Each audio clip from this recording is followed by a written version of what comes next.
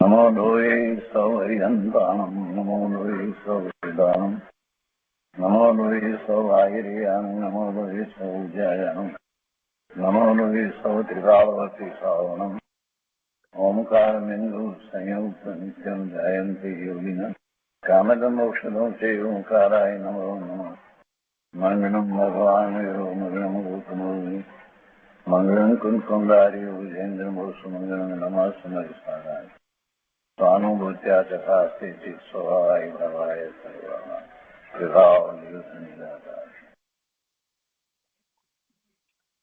ભગવાન શ્રી ઉમાસ્વામી આચાર્ય વિરચિત મોક્ષશાસ્ત્ર અર્થાત તત્વાર્થ સૂત્ર અને તત્વાર્થ સૂત્રની ટીકા પૂજ્યપાદ સ્વામી રચિત સર્વાર્થ સિદ્ધિ અને તે સાથે બીજી ટીકાઓનું સંકલન જેની રચના રામજીભાઈ કરી તે સહિત આપણે તત્વાર્થ સૂત્રનો સ્વાધ્યાય કરી રહ્યા છીએ. તત્વાર્થ સૂત્રના સ્વાધ્યાયમાં 20મા સૂત્રનો સ્વાધ્યાય આપણે કર્યો છે. ઘણો ભાગ એનો પૂરો કર્યો છે. હવે આજે એનો શેષ ભાગ લઈએ છીએ. 20મા સૂત્રમાં શ્રુત જ્ઞાનનું વર્ણન, ઉત્પત્તિનો ક્રમ તથા તેના ભેદ એવા શીર્ષક નીચે સંકલનની અંદર જે વાત કરવામાં આવી છે તો એમાં પહેલી વાત એ લીધી કે એ શ્રુત જ્ઞાન મતિ જ્ઞાન પૂર્વક હોય છે.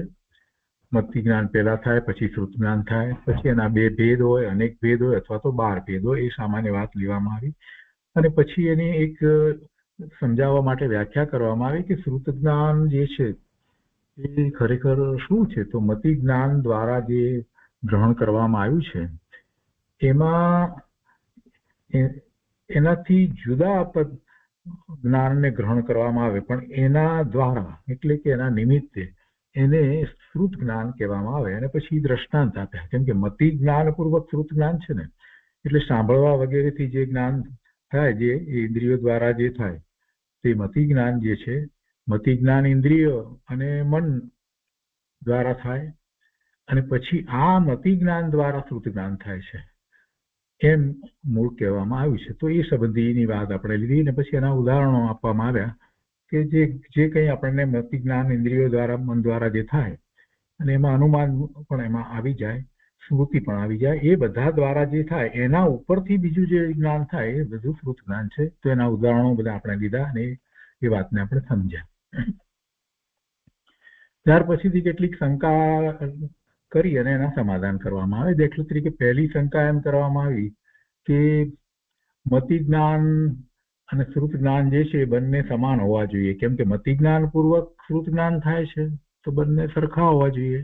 આચાર્ય ભગવાને એ વાતનું નિરાકરણ કર્યું એટલે કે ના, એવું નથી હોતું. મતિ જ્ઞાન પૂર્વક થાય એટલે એમ જ હોય એમ નથી થતું અને આ તો નિમિત્ત માત્ર છે. અને એને પછી ઉદાહરણ દ્વારા અહીંયા સમજાવવામાં આવ્યું. મતિ જ્ઞાન દ્વારા જે જ્ઞાન થયું છે, દાખલા તરીકે કળાની વાત લઈ અને સમજાવ્યું અહીંયા કે તો ઉપાદાન કારણ જે છે એ માટી છે. કળામાં ઉપાદાન કારણ, નિમિત્ત કારણ તરીકે કુંભાર છે, દંડ છે, ચક્ર છે, આ બધા જે છે. તો હવે જે નવી પર્યાય ઘડાની જે થાય છે એ કઈક દંડ, ચક્ર, કુંભાર આ બધા રૂપે થતી નથી કે એમના કોઈ ગુણો એમાં આવતા નથી. એટલે ઉપાદાન કારણ છે એ જ એમાં વ્યાપે છે. એ વાત એમને લીધી. તો તેવી રીતે શ્રુત જ્ઞાનની ઉત્પત્તિમાં નિમિત્ત છે એ બીજા બધા નિમિત્ત છે. તો મતિ જ્ઞાન જે છે નિમિત્ત કહેવામાં આવ્યું પણ એથી કરીને એ મતિ જ્ઞાન સમાન હોય એમ બને નહીં. આ ઉદાહરણ દ્વારા વાતને સ્પષ્ટ કરવામાં આવી અને આપણે સર્વાર્થ સિદ્ધિમાંથી વધારે સારી રીતે એ વાતને સમજ્યા છીએ. પછી બીજી પણ શંકા અહીંયા લેવામાં આવી છે કે શ્રુત જ્ઞાન એકવાર થયા પછી વિચાર લંબાય ત્યારે બીજું શ્રુત જ્ઞાન જે છે એ મતિ જ્ઞાન વચ્ચે આવે ના થાય. એટલે મતિ જ્ઞાન દ્વારા શ્રુત જ્ઞાન થાય અને શ્રુત જ્ઞાન દ્વારા પણ શ્રુત જ્ઞાન થાય એ વિષયની વાત લેવામાં આવી. ત્યારે પણ એ વાતને સમજાવવામાં આવી કે એમાં પણ એ રીતે છે કે પહેલા મતિ જ્ઞાન થયું, પછી શ્રુત જ્ઞાન થયું અને પછી આગળ પણ એમાંથી શ્રુત જ્ઞાન થાય છે. તો એને પરંપરા પૂર્વક પણ એમ પણ કહેવામાં આવે છે. અને સર્વાર્થ સિદ્ધિમાં તો એનો વધારે વિસ્તાર કરી અને એ સમજાવવામાં આવ્યું કે કોઈ અપેક્ષાએ એ જે શ્રુત જ્ઞાન, જે પહેલું શ્રુત જ્ઞાન થયું છે, એને કોઈ અપેક્ષાએ ઉપચારથી મતિ જ્ઞાન કહેવાય, બીજા શ્રુત જ્ઞાન માટેનું. એટલે કે મતિ જ્ઞાન પૂર્વક પહેલું શ્રુત જ્ઞાન, એ જ શ્રુત જ્ઞાનમાં આગળ વધીને બીજું શ્રુત જ્ઞાન, એમ જ્યારે લઈએ તો આ પરંપરા તો કહેવાય. પણ એમાં પૂજ્યપાદ સ્વામી એ તો એ રીતે પણ પાછી વાત લીધી કે એમાં જે બીજું શ્રુત જ્ઞાન છે એના કારણ રૂપે પહેલું શ્રુત જ્ઞાન લઈએ તો પહેલા શ્રુત જ્ઞાનને ઉપચારથી મતિ જ્ઞાન પણ કહેવાય. એટલે બહુ સ્પષ્ટતાઓ ઘણી બધી થઈ. અને એના પછીનો વિષય ભાવશ્રુત અને દ્રવ્યશ્રુતનો આવે છે. તો એ આપણે લઈએ પેલા સહેજ સર્વાર્થ સિદ્ધિમાંથી કેટલીક વાતને ફરીથી જરાક લઈ લઈએ એટલે આપણને સ્પષ્ટતા થાય અને પછી આગળ વધીએ. એક આ શંકાઓમાં બીજી વધારે અહીંયા શંકાઓ લેવામાં આવી અને એના સમાધાનો આપવામાં આવ્યા સર્વાર્થ સિદ્ધિની અંદર. એમાં એક એ રીતે લીધું કે ભાઈ આ મતિ જ્ઞાન પૂર્વક શ્રુત જ્ઞાન થાય છે એ વાત અમે માનતા નથી. અને એના કારણ તરીકે જે વાત લેવામાં આવી તો પહેલા તો આ જે એના જેવું જ હોય એની એક તો વાત લેવામાં આવી, તો એને તો સમજાવવામાં આવ્યું કે ભાઈ એના પ્રમાણે જ ન હોય.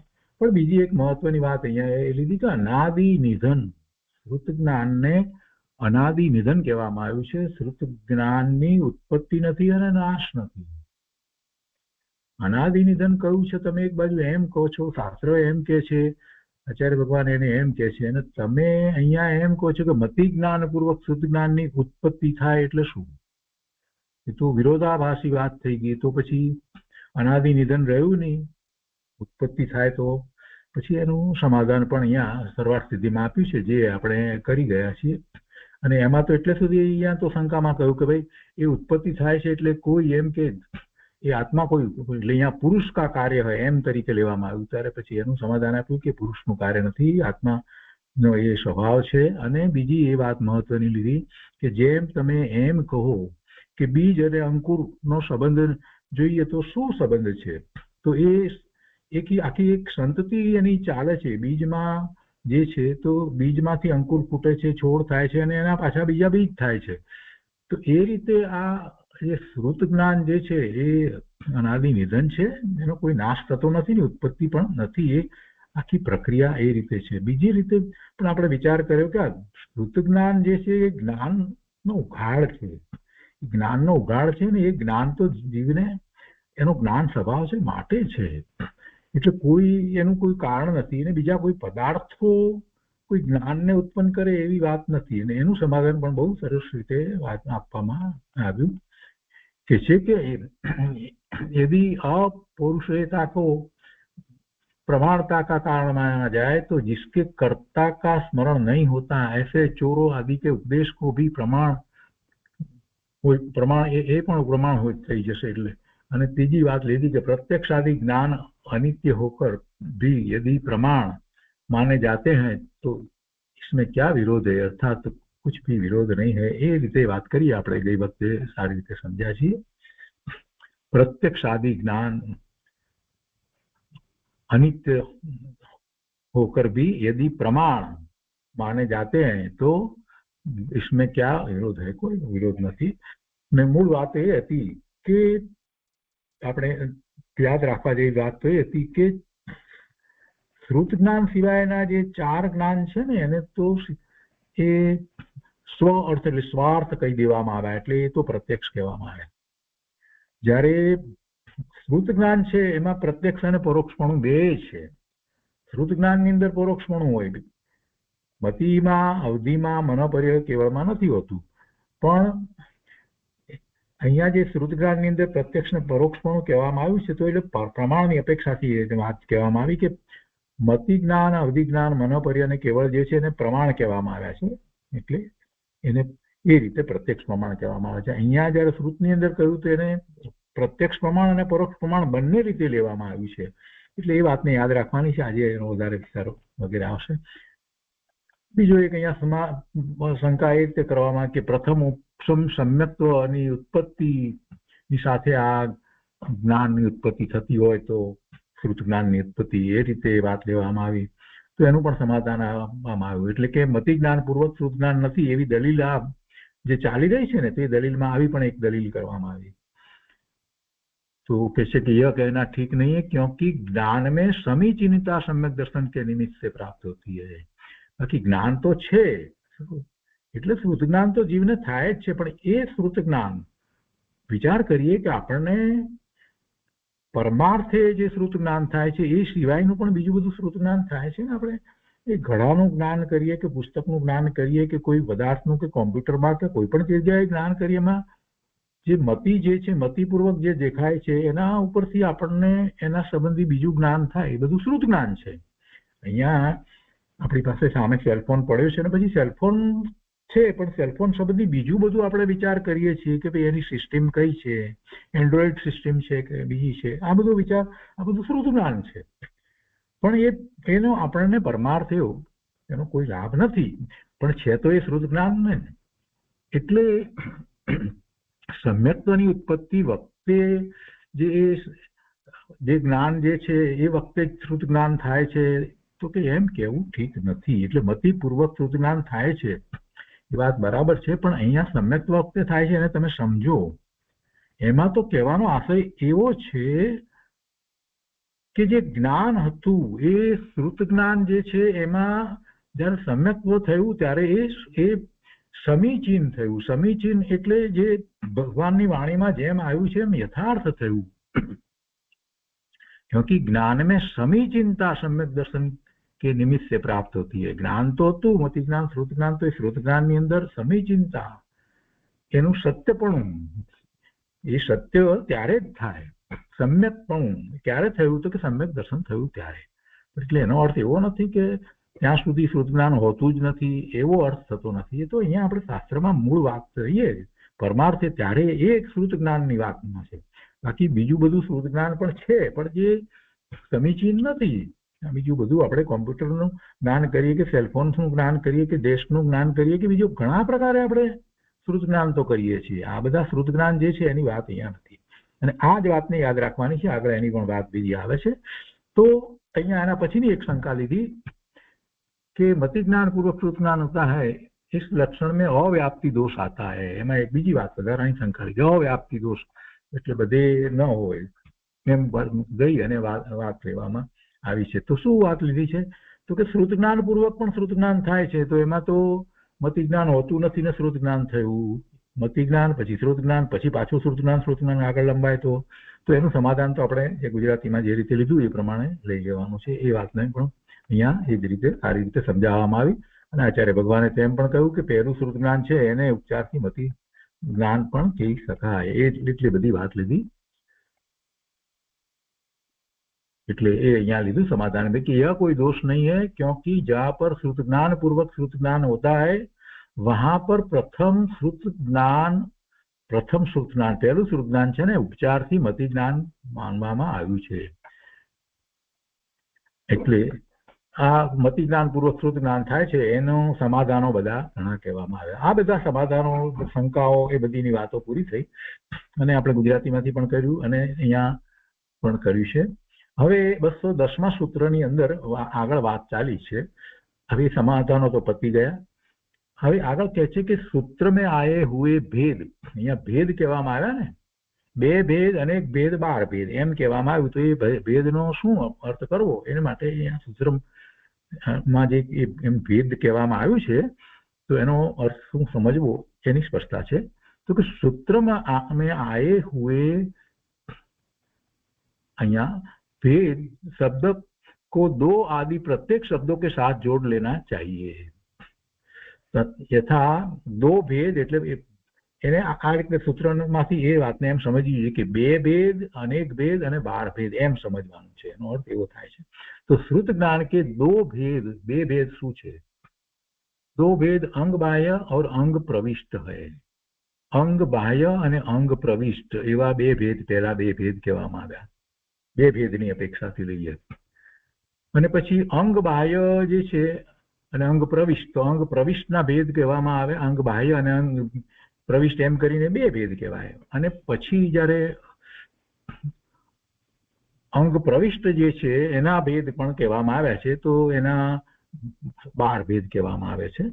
અને પછી એ 12 ભેદની અંદર પણ પાછા જે છે તે જે 12મો ભેદ છે એની અંદર પણ પાછા બીજા ભેદ પડે છે ને એમાં પછી 14 પૂર્વની વાત આવે છે. અને એ સિવાય અંગ બાહ્ય કે દર્શન વૈકાલિક આદિ ઉત્તરા ધ્યાન આદિ અનેક ભેદ છે, એમાં અનેક લેવામાં આવ્યા છે. એટલે 2 ભેદ, 12 ભેદ અને પછી અનેક ભેદ. પછી 12 ભેદ છે એની અંદર પણ 14 લેવામાં આવ્યા છે. તો એ વાત અત્યારે આપણે લઈએ છીએ, એના નામ સહિત એ જરાક સારી રીતે સમજી લઈએ, કેમ કે આટલા બધા વર્ષોથી આપણે સ્વાધ્યાય કરતા હોય અને બોલીએ કે 12 અંગ ને 14 પૂર્વનું જ્ઞાન છે, પણ એ શું છે, કેમ છે, એ જરાક તો સમજવું જોઈએ.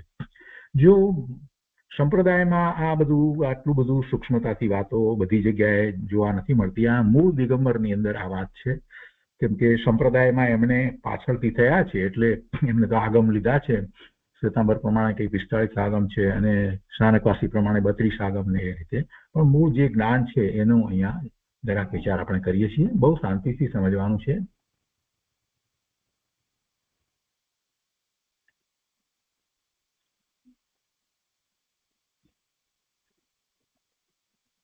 આ બધી જે પહેલા જે વાત અહીંયા કરવામાં આવી છે કે ભાઈ ઇન્દ્રિયો કેટલી, તો 5 છે, મન 1 છે, અર્થાવગ્ર આદિની, આ બીજી બધી જે વાત લઈ વંજન વગ્ર આદિની બહુજની એ કેટલા છે બધાના, એમાં આપણે મતિ જ્ઞાનના 336 ભેદ અહીંયા જે બતાવ્યા છે તો એ પણ આપણે કર્યા છે. પછી અહીંયા પર્યાય સમા આદિ જ્ઞાન 20, અંગ પ્રવિષ્ટ અને અંગ બાહ્ય, આની વાત આપણે અત્યારે કરી રહ્યા છીએ. તો એમાં આ ભેદની જે વાત છે અનેકની વાત છે. અહીંયા અંગ બાહ્યની અંદર આ જે લીધું છે એ નહીં, એમાં તો અનેક તરીકે હમણાં આપણે વાંચનમાં લીધું છે. અંગ પ્રવિષ્ટની અંદર જે 12 અને 14 તો આવી જાય છે, પેલામાં તો અનેક આવે છે, એટલે અહીંયા જરાક ફેર છે. એ રીતે આ બીજી બધી વાત લીધી છે. તો એના કેટલા પદ છે ને એ અહીંયાની સંખ્યા એ આપવામાં આવી છે આ બધી.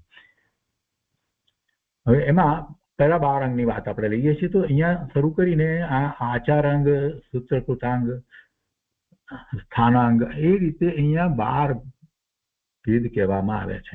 આચારાંગ, સૂત્રકૃતાંગ, સ્થાનાંગ, સંવાયંગ, વ્યાખ્યાન પ્રજ્ઞપ્તિ, જ્ઞાતુ ધર્મ કથાંગ, ઉપાસકા અધ્યયનાંગ, અંત કૃદશાંગ, અનુત્તરો ઉપાધિક દશાંગ, પ્રશ્ન વ્યાકરણાંગ, વિપાક સૂત્રાંગ, દ્રષ્ટિવાદ પ્રદાંગ, સૂત્ર પ્રદાન, સૂત્ર. હવે એ છે એ આ દ્રષ્ટિવાદ જે છે 12મું અંગ થયું ને એના કેટલા પદ એ બધાની અહીંયા સંખ્યા આપવામાં આવી છે. પહેલા જે સૌથી પહેલા છે આચારાંગના 18,000 પદ હોય છે, સૂત્રાંગના 36,000 હોય છે, પછી આ 42,000, એ પ્રમાણે પછી સંખ્યા વધતી જાય એના કેટલા પદ, એટલા પદ અહીંયા. તો અહીંયા 12મા અંગની વાત જે લીધી દ્રષ્ટિ પ્રવાદ અંગ, તો દ્રષ્ટિ પ્રવાદ અંગ 12મું અહીંયા બધાને દેખાશે. આ દ્રષ્ટિ પ્રવાદ અંગ જે છે એના પછી 5 ભેદ એમાં પણ પડે છે દ્રષ્ટિ પ્રવાદ અંગની અંદર. તો એનો પહેલો ભેદ જે છે એ અહીંયા છે પરિકર્માણી. એ પહેલો જે લીધો એના પણ પાછા 5 ભેદ કહેવામાં આવે છે. ચંદ્ર પ્રજ્ઞપ્તૌ, સૂર્ય પ્રજ્ઞપ્તૌ, જંબુદ્વીપ પ્રજ્ઞપ્તૌ, દીપ સાગર પ્રજ્ઞપ્તૌ અને વ્યાખ્યાન પ્રજ્ઞપ્તૌ, એવા 5 ભેદ પહેલા પરિકર્મણીના લેવામાં આવ્યા. તે પછી બીજો અહીંયા ભેદ લીધો છે તે સૂત્ર પદાની એ લીધો છે. ત્યાર પછીથી ત્રીજો ભેદ લીધો છે પ્રથમાનું યોગે પદાની, અને ત્યાર પછીથી ચોથો લીધો છે પૂર્વગતે પદાની,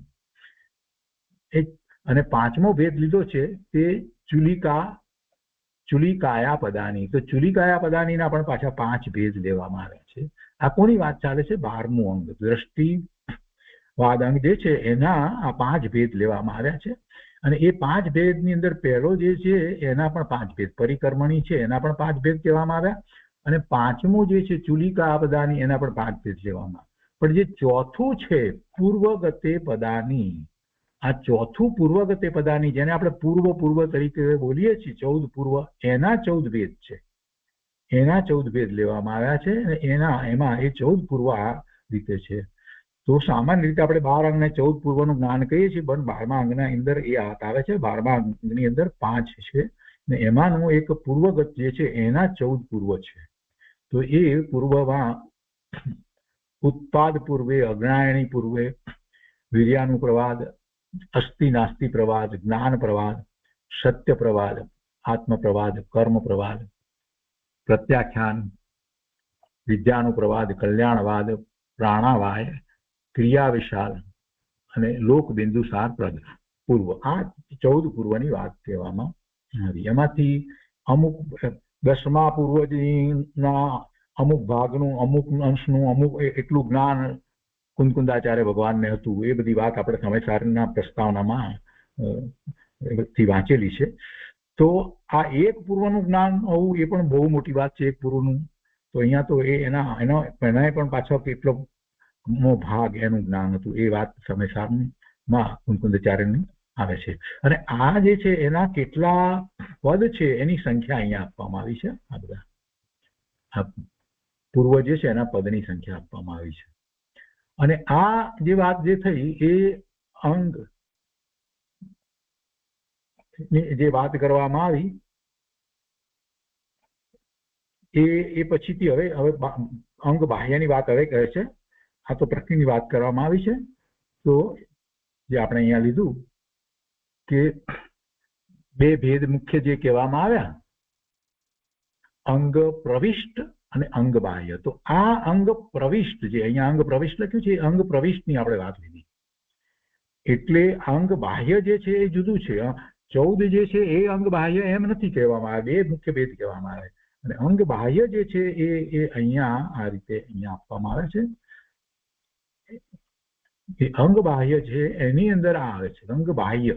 અંગ પ્રવિષ્ટની આ બધી વાત લીધી અને એમાં 12મા અંગની અંદર આ 14 પૂર્વની વાત લીધી. અને એમાં પછી અંગ બાહ્ય જે છે એમાં જે 14 કહેવામાં આવ્યા છે એ સામાયિક, ચતુર્વિંશતો, વંદના, પ્રતિક્રમણ, વૈનયિક, કૃતિકર્મ, 10 વૈકાલિક, ઉત્તરાધ્યન, કલ્પ વ્યવહાર, કલ્પાકલ્પ, મહાકલ્પ, પુંડરીક, મહાપુંડરીક, અસિતિકા, નિષિદ્ધિકા. તો અને એના સંખ્યાઓ બધી આ લેવામાં આવી છે. તો આ અંગ બાહ્ય છે 14. આજે અહીંયા 14 બતાવ્યા છે તે અંગ બાહ્યની વાત કરવામાં આવી છે. તો આ રીતે અંગ પ્રવિષ્ટ અને અંગ બાહ્યની વાત છે.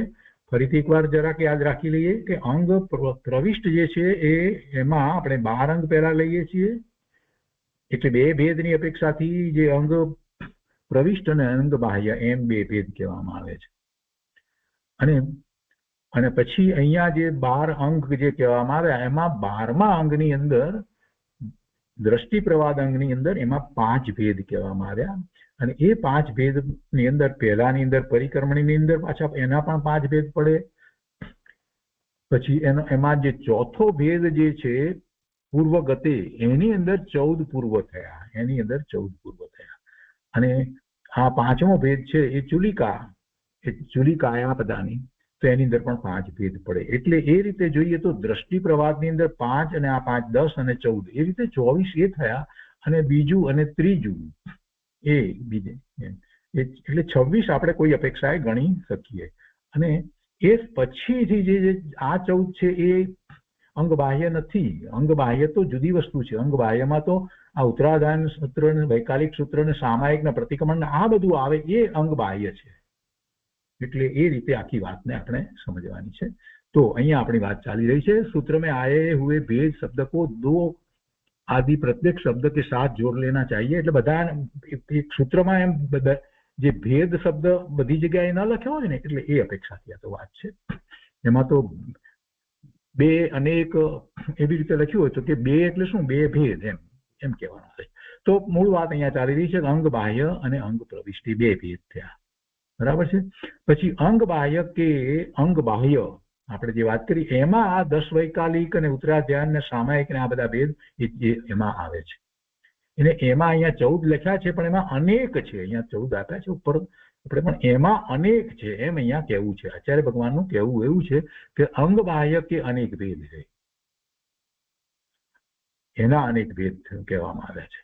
જે આપણે અહીંયા જે જોયું એ એના અનેક ભેદ છે. અહીંયા તો 7 અને અહીંયા બીજા લીધા છે 7, 14 પણ એમાં અનેક ભેદ છે. એ અહીંયા આ જે બતાવ્યું છે એ લેવા એ સમજવાના છે.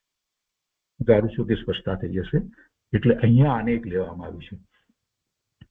અને અંગ પ્રવિષ્ટમાં 12 ભેદ કહેવામાં આવે છે. અંગ પ્રવિષ્ટ 12 ભેદ યથા આચારાંક સૂત્રાંક આપણે બધા એ રીતે સમજ્યા તે પ્રમાણે.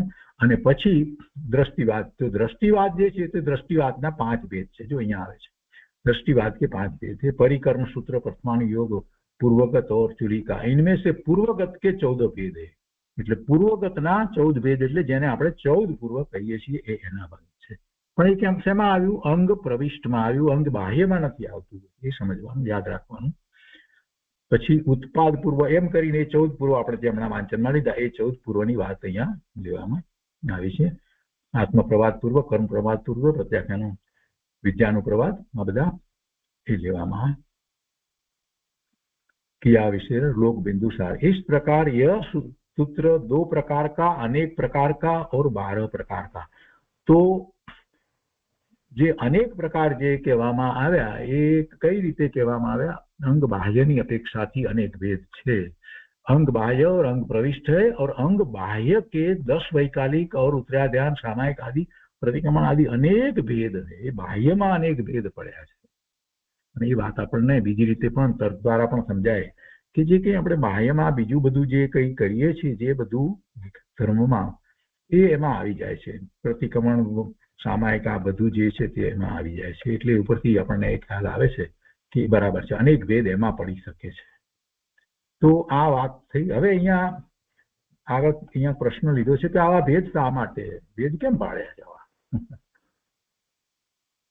भेद केम पाड्या? तो एनो ए प्रश्ननो अहींया जवाब आवे छे कि यह भेद वक्ता विशेषकृत है. वक्ता विशेषकृत छे એટલે વક્તા જ એવા છે કે જેથી ભેદ એવા પડે.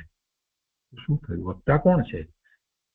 તો કહે છે કે વક્તા 3 प्रकार के. सर्वज्ञ तीर्थंकर भगवान या सामान्य केवड़ी. सर्वज्ञ ये બંને सर्वज्ञમાં લીધા. तीर्थंकर भगवान से सामान्य केवड़ी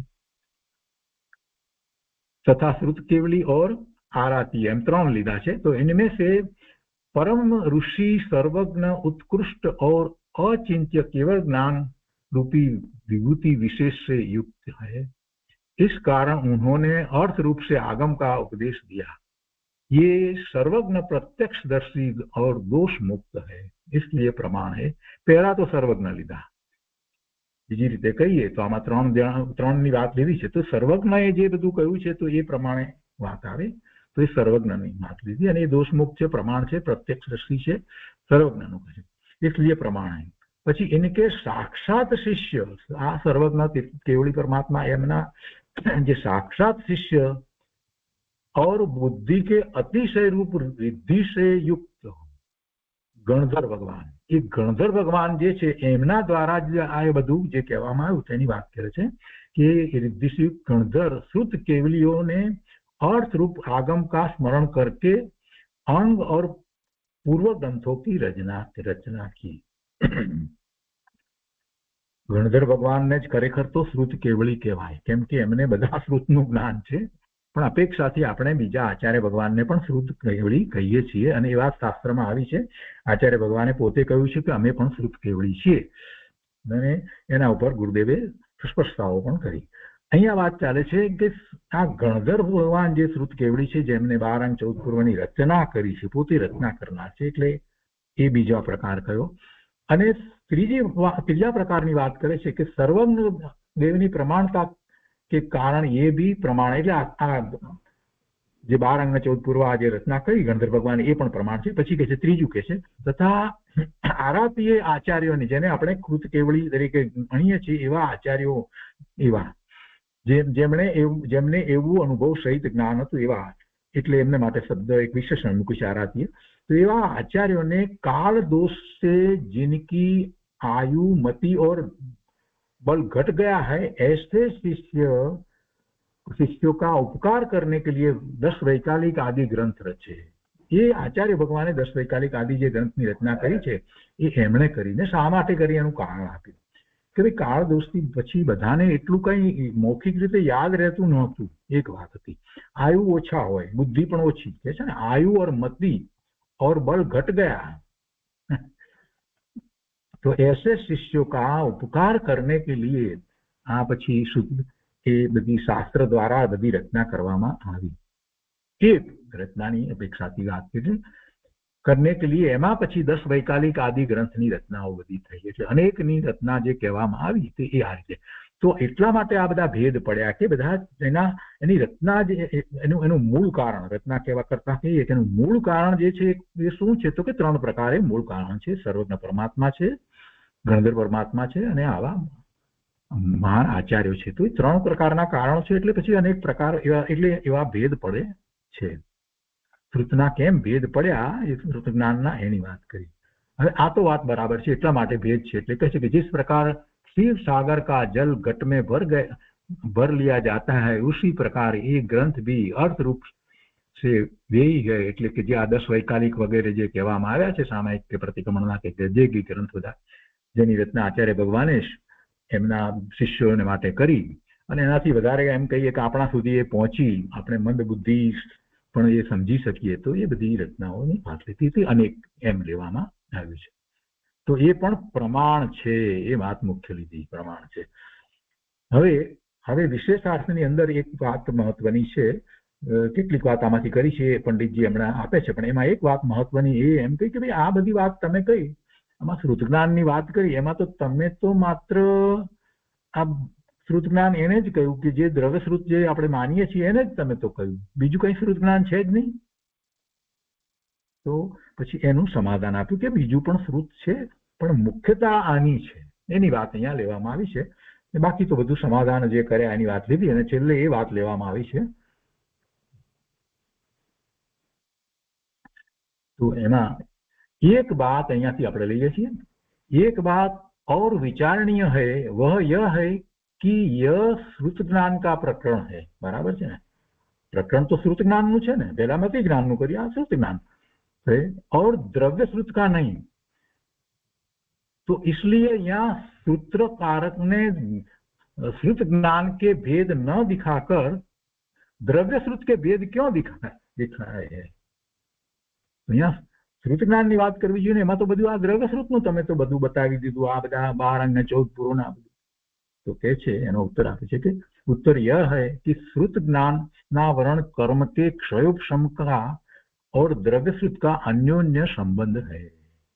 આ જે દ્રવ્ય શ્રુત તમે તમને બતાવ્યું છે, જેનું જ્ઞાન જે થાય છે એ એમાં શ્રુત જ્ઞાનાવરણીય કર્મની પ્રકૃતિનો કાંઈક એવો ક્ષય થાય ત્યારે એ જ્ઞાન થાય છે.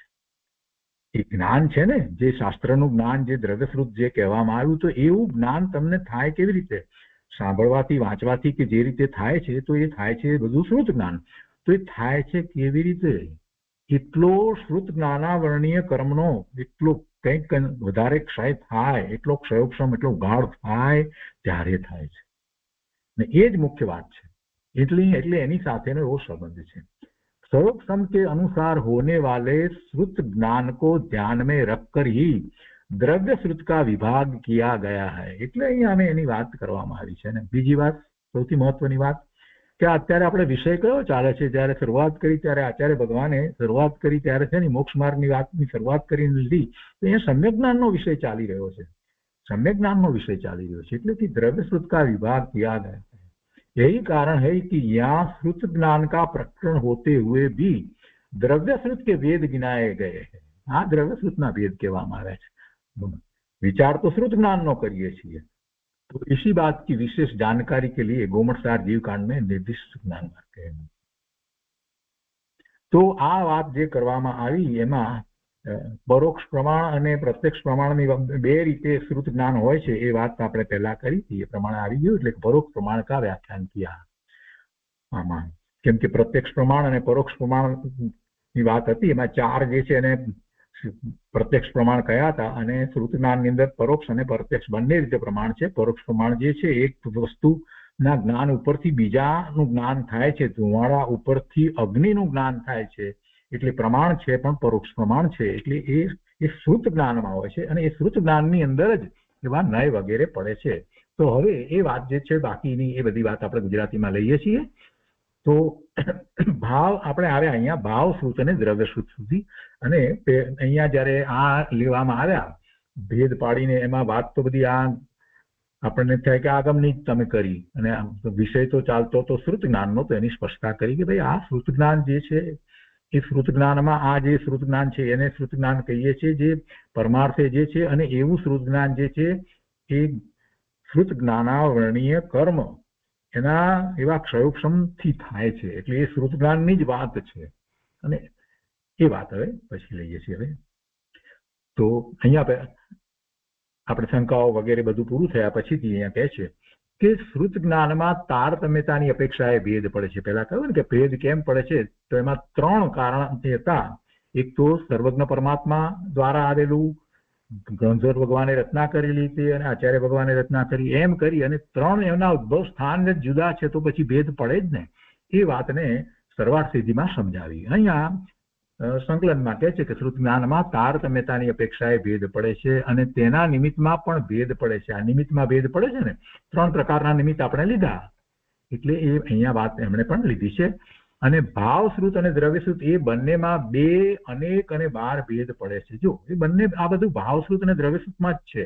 કેમ કે ત્યાં શું કહ્યું કે જે તમે તેને દ્રવ્યશ્રુત કહો છો, તો એ દ્રવ્યશ્રુત જે છે તો દ્રવ્યશ્રુત તરીકે વાત કરવામાં આવે, પણ એ એક જ્ઞાન છે અને એ કોઈને જ્ઞાન એ થયું છે અને એવું જ્ઞાન આપણને થાય છે.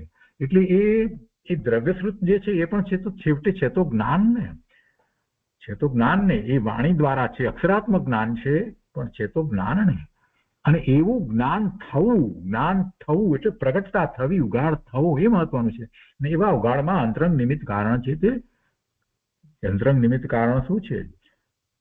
તો શ્રુત જ્ઞાનાવરણીય કર્મ જે છે એનો એક ઉઘાડ, વિશેષ ઉઘાડ, એનો ક્ષય થવો અને જ્ઞાનનો ઉઘાડ થવો, એનો શ્રુત જ્ઞાનાવરણીય કર્મનો વધારે ક્ષય થવો, તો એ કારણ છે. એટલે 12 ભેદ, 2 ભેદ, અનેક ભેદ અને 12 ભેદ પડે છે. ભાવશ્રુતને ભાવ આગમ પણ કહી શકાય, ભાવશ્રુતને ભાવ આગમ પણ કહી શકાય. અને તેમાં દ્રવ્ય આગમ નિમિત્ત હોય છે. બહુ સહેલાઈથી આ તો સમજાય એવું છે. આપણે હંમેશા કહેતા આવ્યા છીએ કે ભાઈ આ દ્રવ્ય શ્રુત છે એ વાંચી વિચારી સમજી, અને ખરેખર મારે માટે એ દ્રવ્યશ્રુત તો ત્યારે જ કહેવાય કે હું ભાવશ્રુત પ્રગટ કરું. તો આપણે એ વાત કહીએ છીએ, એ પુરુષાર્થની અપેક્ષાથી આખી વાત કરીએ છીએ.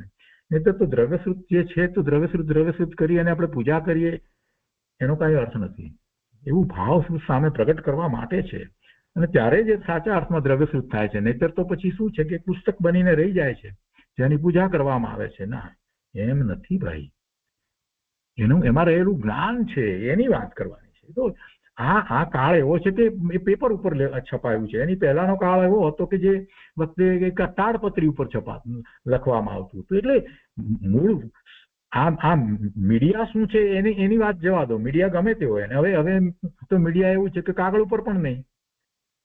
હવે તો કાગળ ઉપર પણ નહીં, અહીંયા આ કોમ્પ્યુટરની અંદર છે.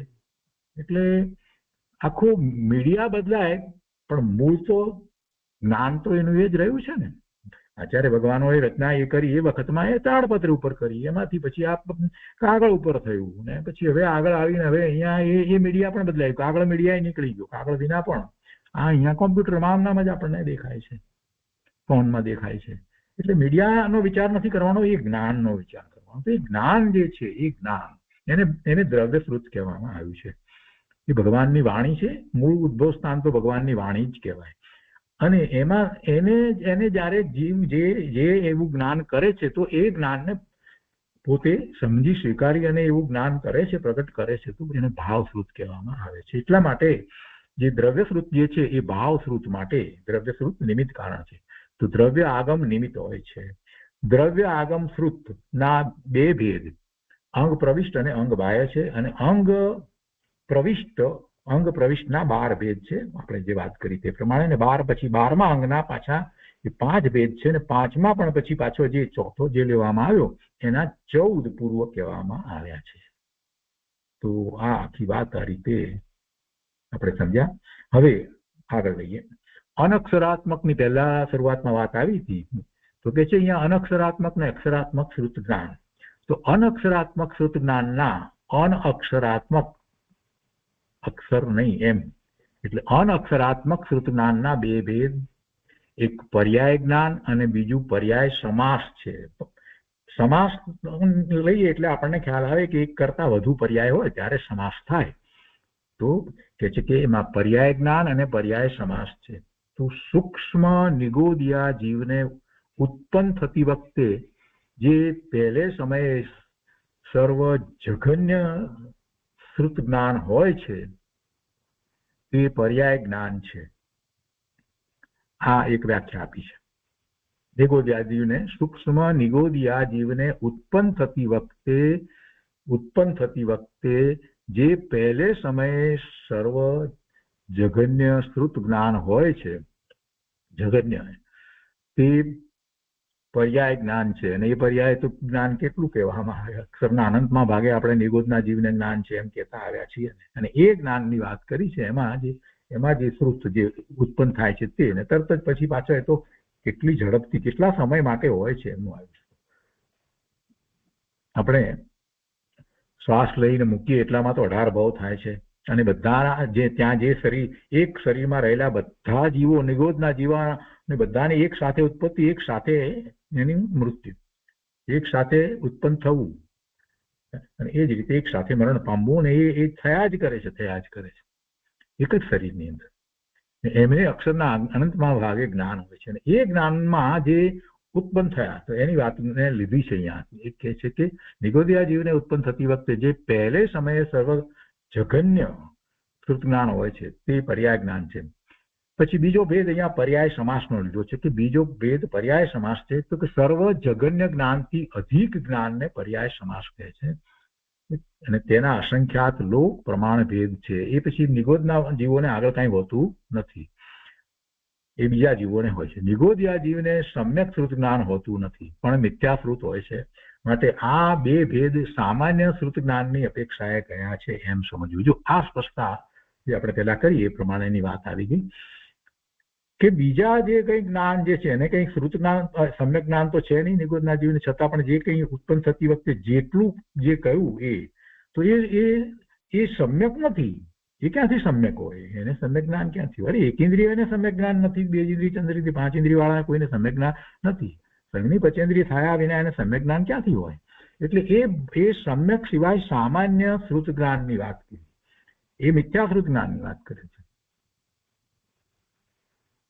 આપણે જ્ઞાન માટે કહીએ છીએ ને જયારે બીજા 5 ભેદ પાડ્યા પછીથી જયારે ઉપયોગની અપેક્ષાએ કહીએ છીએ ને કે કુમતિ, કુશ્રુત, કુઅવધિ એવા 3 ભેદ પણ આપણે ઉપયોગની અપેક્ષાએ કહીએ છીએ ને, તો એવું આ બીજું બધું જે શ્રુત આપણને જે ખ્યાલમાં આવે છે કે યુનિવર્સિટીમાં રહેલા પ્રોફેસરે એમ કે નોબેલ પ્રાઇઝ મેળવ્યું છે તો યુનિવર્સિટીમાં આવા નોબેલ પ્રાઇઝ વાળા આટલા બધા લોકો છે તો યુનિવર્સિટી બહુ જ સારી હોવી જોઈએ, આમ જ હોવું જોઈએ, ત્યાંથી બધા લોકો પીએચડી કરતા હશે, આમ તેમ બધું આપણે કલ્પનાઓ બધી કરીએ છીએ. આ બધું જે છે એ પણ એક અપેક્ષાએ શ્રુત થયું. પણ આ શ્રુત કેવું થયું?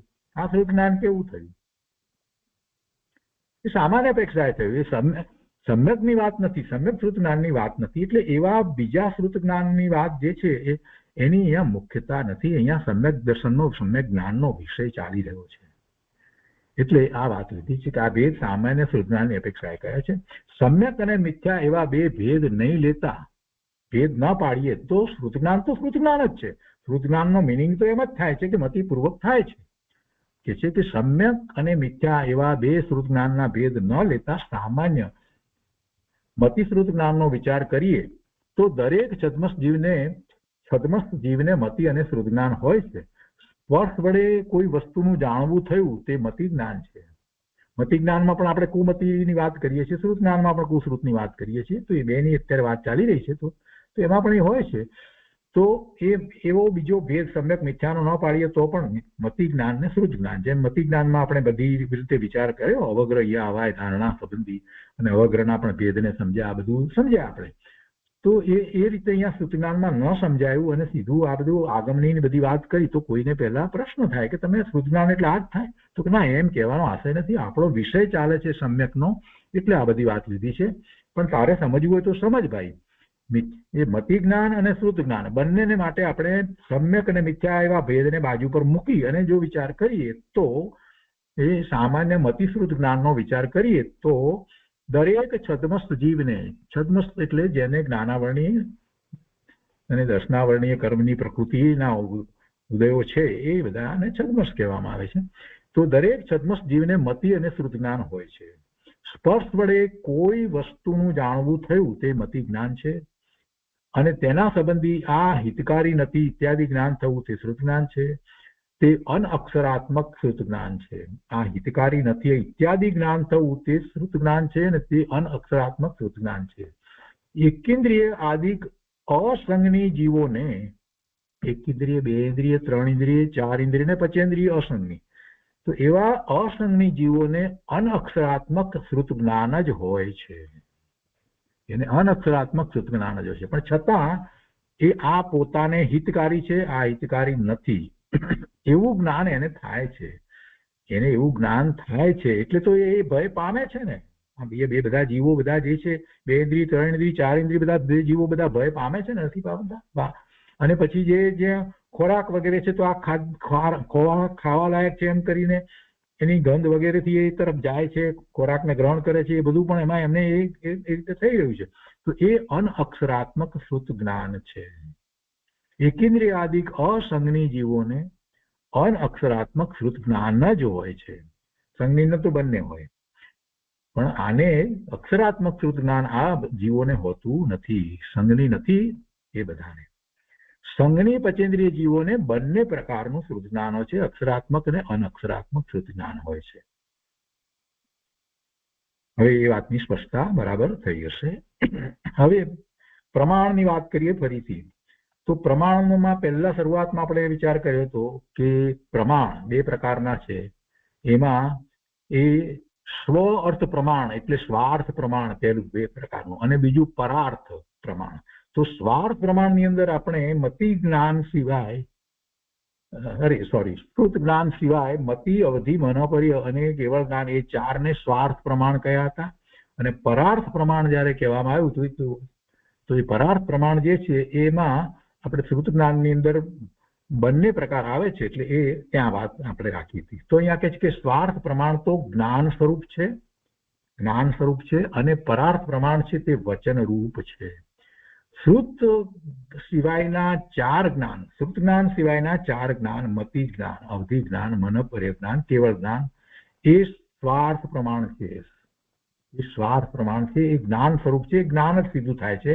એનાથી આનાથી આમ એકનું જાણીને બીજું કરવું એવું એમાં થતું નથી.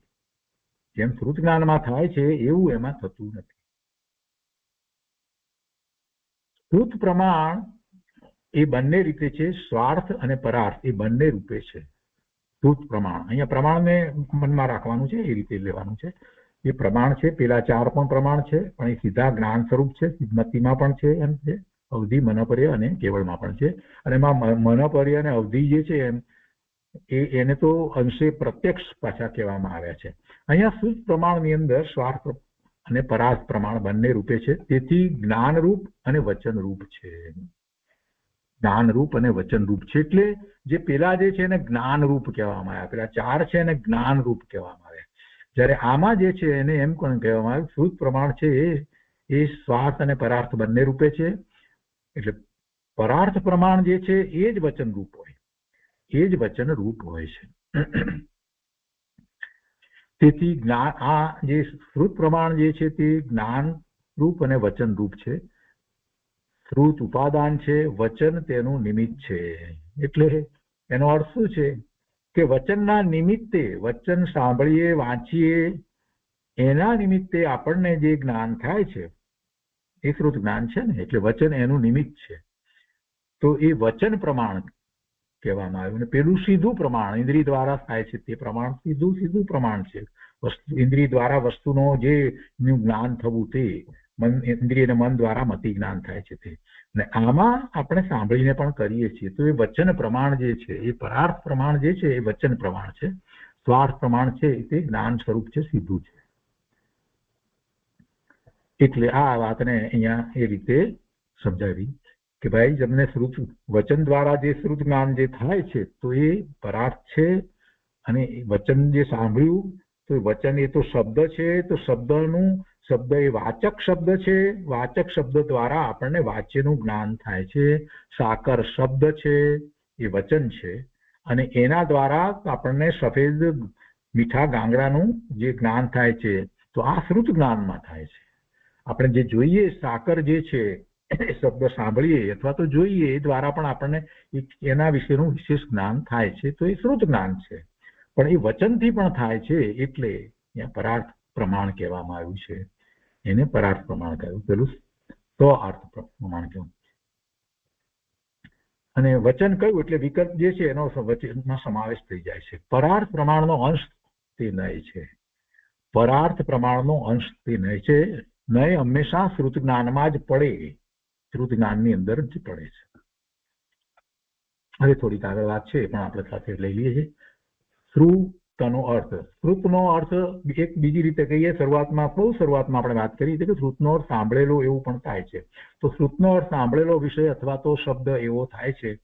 જો કે શ્રુત જ્ઞાન મતિ જ્ઞાન પછી થઈ શકે છે, તો પણ વર્ણવવા લાયક તથા શીખતા યોગ્ય સર્વ વિષયો તેમાં શ્રુત જ્ઞાનમાં આવે છે અને તે સાંભળીને જાણી શકાય છે. એ રીતે શ્રુત જ્ઞાનમાં શ્રુતનો શબ્દનો સંબંધ મુખ્યતાથી છે.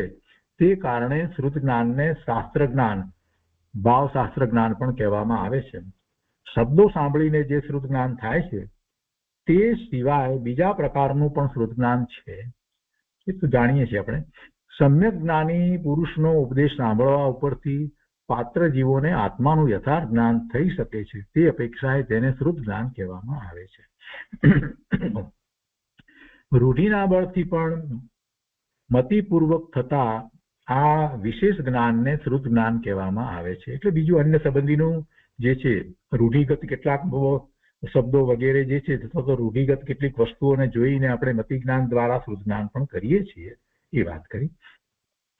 શ્રુત જ્ઞાનને વિતર્ક પણ કહેવામાં આવે છે અને એની વાત 9મા અધ્યાયમાં આવશે. પછી અંગ પ્રવિષ્ટ અને અંગ બાહ્ય એનો વિચાર આપણે કર્યો છે. એના નામ અહીંયા આપવામાં આવ્યા છે. અહીંયા ફરીથી વાંચનમાં માત્ર લઈએ છીએ આપણે. અંગ પ્રવિષ્ટ 12 ભેદના નામ અહીંયા કયા? આચારંગ, સૂત્રકૃતાંગ, સાનાંગ, સમવાયાંગ, વ્યાખ્યા પ્રજ્ઞપ્તિ, ગ્રાતૃ ધર્મ કથા અંગ, ઉપાસદ અધ્યયન, અંતકૃત દશાંગ, અનુત્તરો અધિક, પ્રશ્ન વ્યાકરણ અંગ, વિપાક સૂત્રાંગ, દ્રષ્ટિ પ્રવાદ. અને અંગ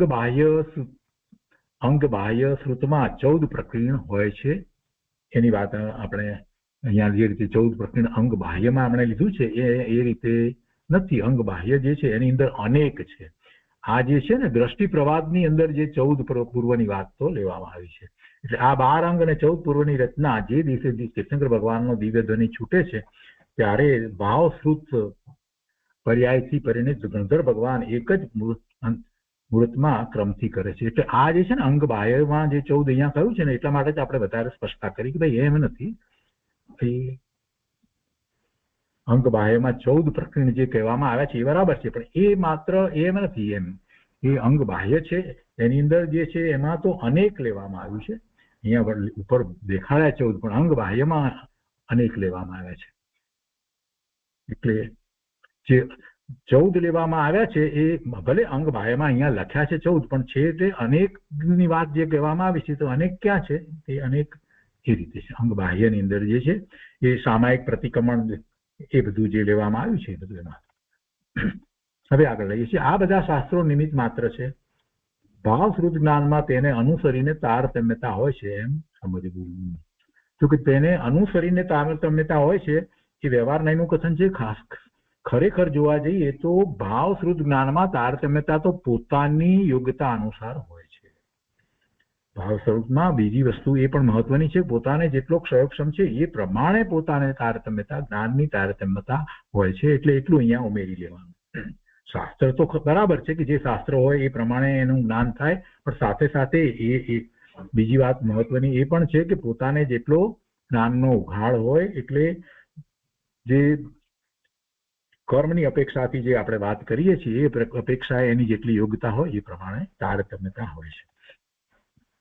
અને પછી આગળ કહે છે કે મતિ અને શ્રુત જ્ઞાન વચ્ચેનો ભેદ, બેમાં શું ભેદ છે? કોઈ પ્રશ્ન કર્યો છે ત્યાં પણ, તો એનું અહીંયા આપી છે કે જેમ મતિ જ્ઞાન ઇન્દ્રિય અને મનથી ઉત્પન્ન થાય છે તેમ શ્રુત જ્ઞાન પણ એમ કે ઇન્દ્રિય અને મનથી ઉત્પન્ન થાય છે. તો પછી તેમાં ભેદ શું છે?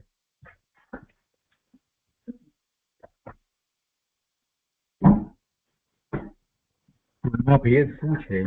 ખરેખર એમ નથી. એ જે શંકા કરનાર જે છે ને સમજ્યો નથી ને એટલે એવી માન્યતા છે. શંકાકારના મનમાં શું છે એ પહેલા તો એમણે આપી છે કે ઇન્દ્રિય અને મનથી મતિ જ્ઞાનની ઉત્પત્તિ થાય છે, તે પ્રસિદ્ધ છે. અને શ્રુત જ્ઞાન વક્તાના કહેવાથી અને શ્રોતાના સાંભળવાથી ઉત્પન્ન થાય છે. તેથી વક્તાની જીભ અને શ્રોતાના કાન, વક્તા બોલે છે એટલે એની જીભ અને શ્રોતાના કાન અથવા તો વક્તાના શબ્દ તથા મન એ શ્રુત જ્ઞાનની ઉત્પત્તિમાં કારણ છે. એ રીતે મતિ શ્રુત બંનેના ઉત્પાદક કારણ ઇન્દ્રિય અને મન થયા, માટે તેને એક માનવા જોઈએ. આ શંકાકારે આ રીતે શંકા કરી છે, એના મનમાં આવી વાત છે એટલે એને એમ કહ્યું કે એમાં કોઈ ભેદ અમને તો લાગતો નથી. ત્યારે અહીંયા વાત એવી ઉત્તરની અંદર સમાધાન આપ્યું કે ભાઈ એમ નથી, મતિ જ્ઞાન અને શ્રુત જ્ઞાનને એક માનવા તે બરાબર નથી. આવો એક પ્રશ્ન ત્યાં પહેલા આપણે સર્વાસ્થિતિમાં એ રીતે લીધો કે બંને સમાન છે એમ લઈને વાત કહેવામાં આવી હતી. અહીંયા જરા જુદી રીતે છે. મતિ જ્ઞાન અને શ્રુત જ્ઞાન બંને ઇન્દ્રિયોને મનથી ઉત્પન્ન થાય છે એ હેતુ અસિદ્ધ છે. એમ નથી, એવું નથી, એવું થતું નથી. મતિ જ્ઞાન અને શ્રુત જ્ઞાન બંને ઇન્દ્રિયોને મનથી ઉત્પન્ન થાય છે એમ નથી. કેમ કે તમે જે કહ્યું એ પ્રમાણે જીભ અને કાનને શ્રુત જ્ઞાનની ઉત્પત્તિમાં કારણ માનવા તે ભૂલ છે. કેમ કે જીભ અને એનાથી જે જ્ઞાન જે થયું અને સાંભળવાથી જે જ્ઞાન થયું, સાંભળવા થયું એ તો મતિ જ્ઞાન છે. જીભ તો શબ્દનું ઉચ્ચારણ કરવામાં કારણ છે, એ કઈ જ્ઞાન માટેનું કારણ નથી. અને કાન પણ એ રીતે મતિ જ્ઞાન માટેનું કારણ છે, એટલે શ્રુત જ્ઞાનનું કારણ નથી. શ્રુત જ્ઞાનની ઉત્પત્તિમાં કારણ નથી. કાન પણ જીવને થતા મતિ જ્ઞાનની ઉત્પત્તિમાં કારણ છે.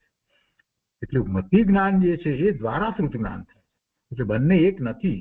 શ્રુત જ્ઞાનની ઉત્પત્તિમાં કારણ નથી.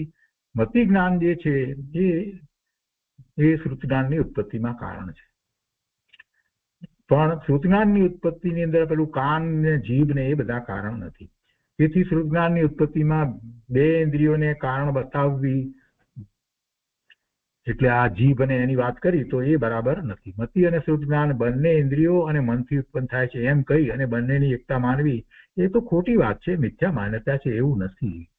અને તે બે ઇન્દ્રિયો શ્રુત જ્ઞાનમાં નિમિત્ત નથી, એ મતિ જ્ઞાનમાં છે. તો એ રીતે મતિ અને શ્રુત જ્ઞાનની ઉત્પત્તિના કારણમાં ફેર છે.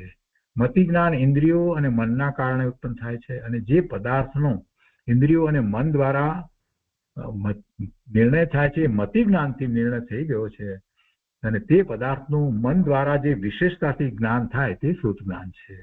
માટે બંને જ્ઞાન જુદા છે, એક નથી. એને વિશેષ ખુલાસામાં અહીંયા એક વાત, એ બધી વાત જે કરી છે આપણે સમજ્યા છીએ કે ઘડો છે તો પછી એના સંબંધીનું જે જ્ઞાન થયું એના ઉપરથી આગળ પછી ઘડા વિશેનો બધો વિચાર કરવામાં આવે.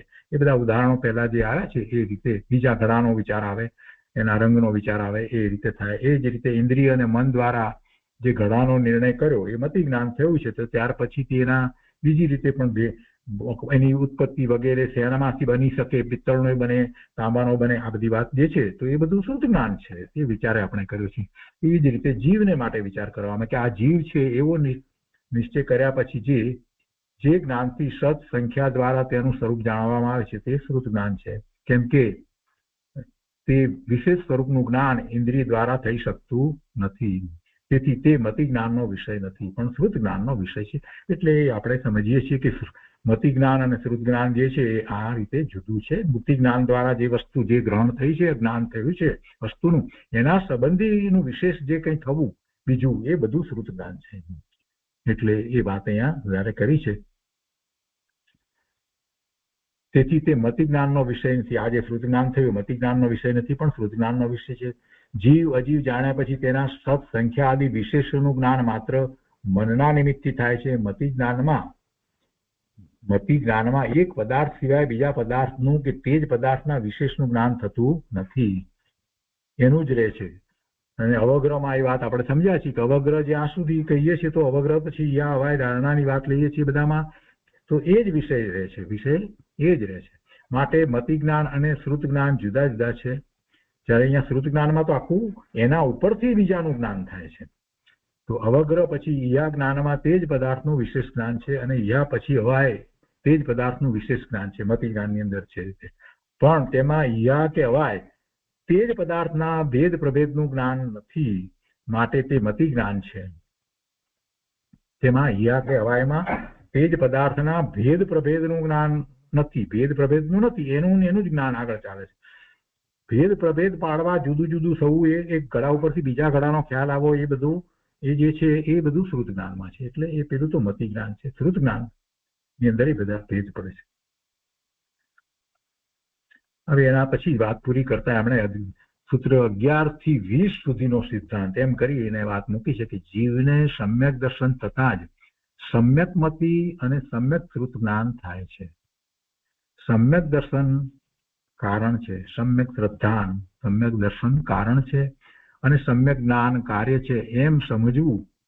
આ સમ્યક મતિ અને સમ્યક જ્ઞાનના જે ભેદ આપ્યા છે તે જ્ઞાનની વિશેષ નિર્મળતા થવા માટે આપ્યા છે, પણ તે ભેદમાં અટકી રાગમાં રોકાઈ રહેવા માટે આપ્યા નથી. માટે તે ભેદોનું સ્વરૂપ જાણી જીવે પોતાના ત્રિકાળી અખંડ અભેદ ચૈતન્ય સ્વભાવ તરફ વળી નિર્વિકલ્પ થવાની જરૂર છે.